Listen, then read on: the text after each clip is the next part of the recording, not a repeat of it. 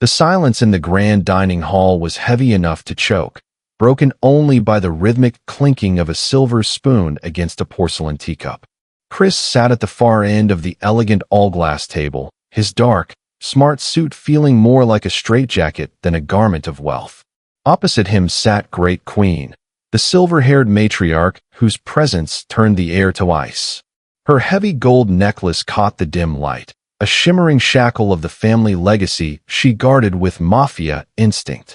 Besides Chris, Hanah was trembling. This was supposed to be the dinner where her future was sealed. Instead, it felt like an execution.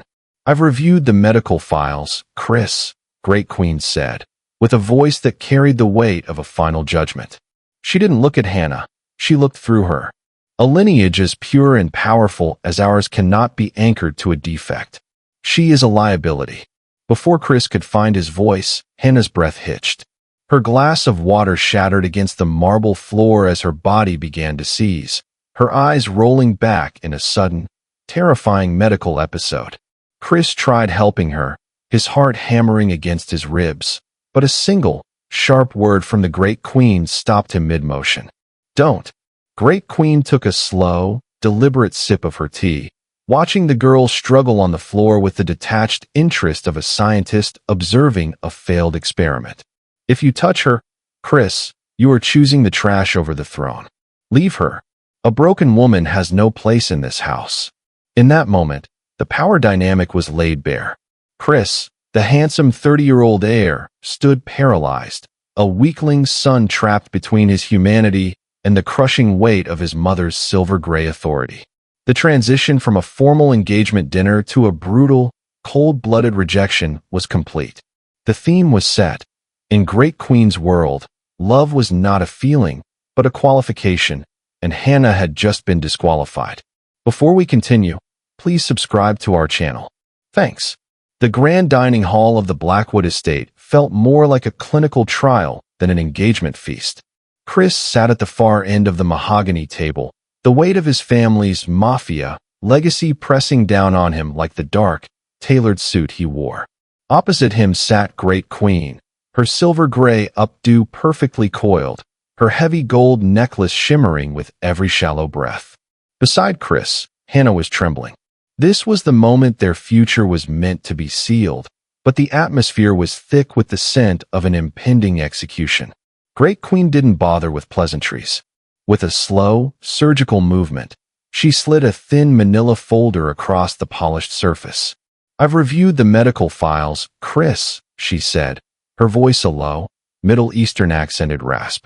She didn't look at Hanah. She looked through her, as if she were a smudge on the glass. "A lineage as pure and powerful as ours cannot be anchored to a defect. She is a liability." Before Chris could defend the woman he loved, Hanah's breath hitched. A glass of mineral water shattered against the marble floor as her body suddenly stiffened, her eyes rolling back in a terrifying medical episode. Chris lunged forward, his heart hammering against his ribs, but a single, sharp word from Great Queen stopped him mid-motion. "Don't." The matriarch took a slow, deliberate sip of her tea, watching Hanah struggle on the floor with the detached interest of a scientist observing a failed experiment. "If you touch her, Chris, you are choosing the trash over the throne. Leave her. A broken woman has no place in this house." Chris stood frozen, his handsome features twisted in a pensive, horrified agony, caught between his humanity and the crushing authority of the woman who held his inheritance like a weapon.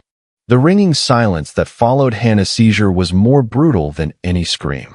Chris's hand hovered in the air, a few inches from Hanah's trembling shoulder, but the weight of Great Queen's judgmental gaze felt like a physical barrier he lacked the strength to break. He was 30 years old, a man of power in the eyes of the world, yet in this room, he was a child again, paralyzed by the silver-haired architect of his life. "She is recovering, Mother," Chris pleaded, his voice cracking. "It was just the stress of the dinner. Hanah is brilliant. She's kind. She's everything I want." Great Queen set her porcelain cup down with a sharp, final click. "Strength is not a choice, Chris. It is an inheritance. Look at her." She gestured vaguely toward Hanah, who was now weeping silently on the floor, her dignity as shattered as the glass beside her. If you walk out that door with her, you walk out with nothing. No name, no accounts, no legacy. You will be as insignificant as the dirt on her shoes. Chris looked from his mother's frozen, iron features to Hanah's tear-streaked face. The psychological warfare was working. He began to calculate the cost of his rebellion, the weight of the billions he would lose, and the shadow of the Blackwood name he would surrender. The silence stretched until it became a confession. Hanah saw it first. She saw the way his shoulders slumped and the way his eyes dropped to the floor, unable to meet hers. With a choked sob, she stood up, her legs wobbly but her spirit finally realizing the truth. "You're not a man, Chris," she whispered, the words cutting deeper than any of his mother's insults. "You're just another piece of her furniture." Chris watched the first woman he ever truly loved walk away, her footsteps retreating down the marble hallway, realizing with a sickening clarity that he was a prisoner of his own wealth. Months later, the cycle began again. Determined to prove he could find a partner who met the impossible standards of the Blackwood legacy, Chris brought Cathy home. She was stunning, her dark hair cascading over a formal black dress that radiated confidence. Chris had coached her for weeks on the etiquette, the history, and the subtle triggers of his mother's temper. But as they entered the grand foyer, the mansion felt colder than he remembered. Great Queen was waiting in the solarium, framed by the afternoon sun. She didn't rise to greet them. Her hand stayed rested on her heavy gold statement necklace, her eyes performing a silent, cold appraisal of the woman standing beside her son. "She has poise," Great Queen conceded, her voice a low, clinical rasp. But poise is a mask that anyone can buy. Character is revealed only through time and pressure. Chris stepped forward, his voice steady but pleading. "Mother, Cathy is different. She's successful. She's respected. We've been through enough tests. You have been through nothing," Great Queen snapped, her eyes flashing. "If she wishes to join this lineage, she must survive the vetting. A mandatory 2-week probation, starting now. She will live under my roof, follow my schedule, and answer to my standards. If she is still standing at the end of 14 days, we shall discuss a wedding." The mansion transformed instantly into a high-pressure interrogation room. Every meal became a trial. Every casual conversation was a trap designed to find a crack in Cathy's history. Chris watched from the sidelines, catching glimpses of Cathy through half-open doors as his mother questioned her for hours. He wanted to reach out, to tell her it would be over soon, but the suffocating weight of his mother's mafia mentality reigned supreme. The clock had begun to tick, and Chris could feel the walls closing in on the second woman he had dared to love. The air inside the estate had become so thick with surveillance and suspicion that Chris felt like he was breathing dust. On the 7th day of Cathy's probation, the tension became unbearable. He needed to escape the polished mahogany and the watchful eyes of the household staff. He drove aimlessly, letting the luxury of his sedan carry him far away from the manicured lawns of the elite, eventually ending up in a vibrant neighborhood where the smell of exhaust was replaced by the aroma of seasoned spices and wood smoke. He parked near a humble roadside stall, his dark suit looking entirely out of place.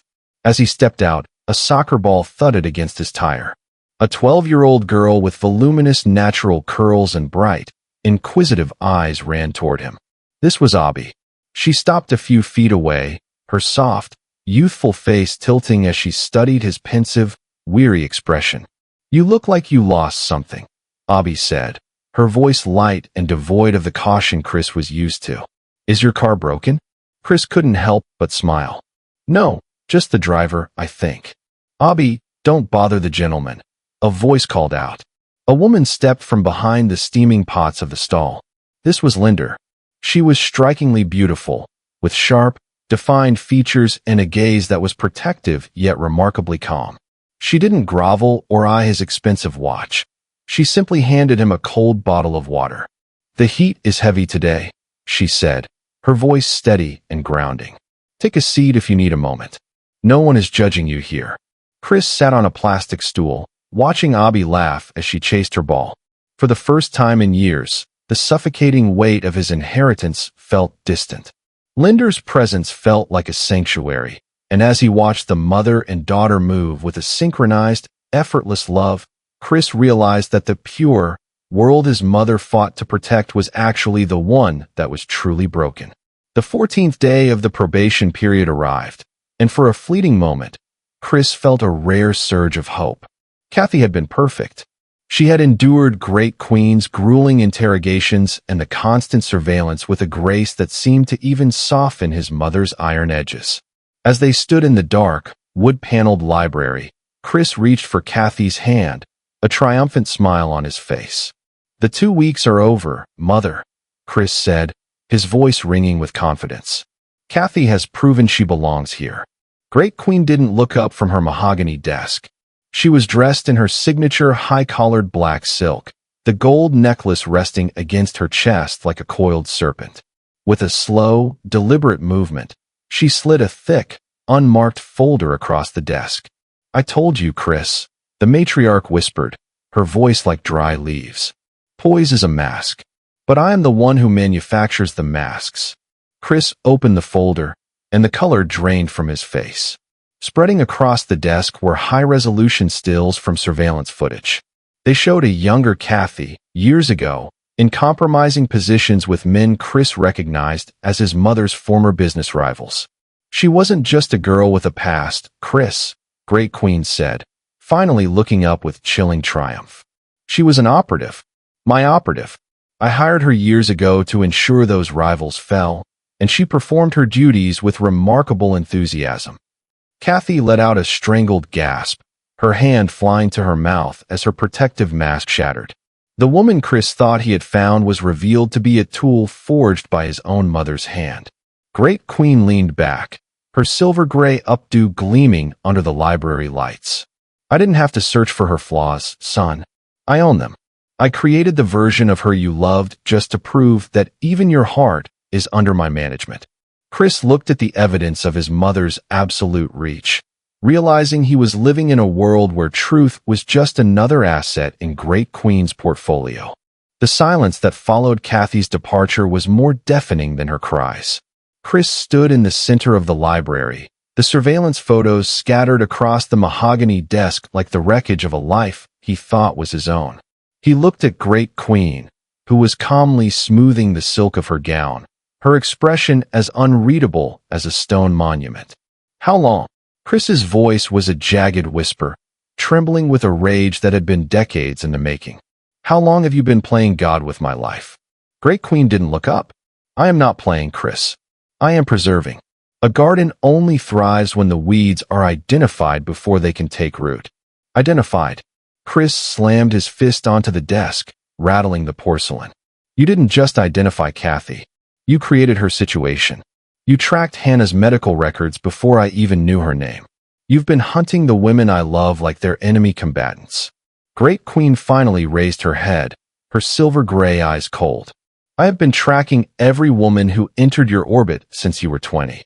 I know their debts, their diseases, and their darkest shames. In most cases, I didn't have to sabotage them. I simply waited for their own nature to betray them. And when their nature wasn't enough, I provided the opportunity." Chris felt a sickening chill. The mafia mentality he had always associated with her business dealings had been turned inward, weaponized against his very heart. She hadn't just been a protective mother. She was an architect of ruin, a woman who had spent years ensuring that every romantic path he took led back to a dead end that she had designed. "You've turned my life into a curated cage," Chris said, his handsome features twisting in horror. "I turned it into a fortress," she countered, her voice dropping to a clinical rasp. "You are the heir to a throne, Chris. And a king does not marry for love. He marries for legacy. I have simply ensured that you never had a choice to do otherwise." Standing there, Chris finally saw the truth. Every heartbeat of his adult life had been monitored and murdered by the woman who claimed to love him most.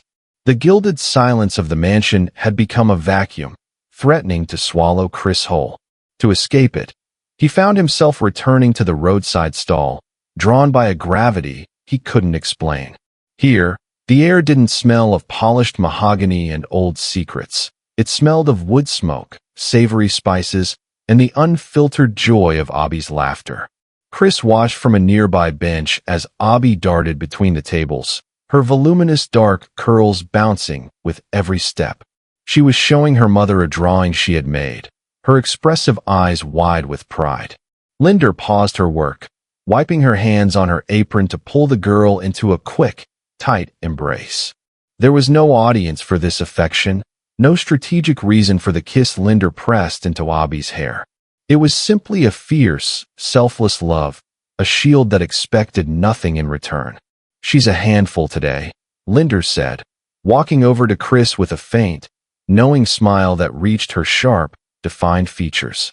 She didn't ask why a man in a tailored suit kept appearing at her humble shop. She simply offered him the grace of being seen. "She's happy," Chris remarked, his voice thick with a sudden, aching envy. "You've protected that happiness well." Linder leaned against the wooden post of the stall, her gaze following Abby. "Love isn't about owning someone's future, Chris. It's about making sure they dare to walk into it on their own feet. If I have to fight the world to keep her spirit whole, I will." Chris realized then that Linder's strength wasn't a performance of power like great queens. It was a quiet, unyielding foundation. His mother's love was a transaction, a set of high-collared rules and demands designed to keep him small and dependent. But in the way Linder looked at Abby, Chris saw the exact opposite. He saw a love that liberated rather than imprisoned. For the first time, the weakling's son began to understand that the third choice wasn't just about a new woman. It was about choosing a world where he was finally allowed to be free.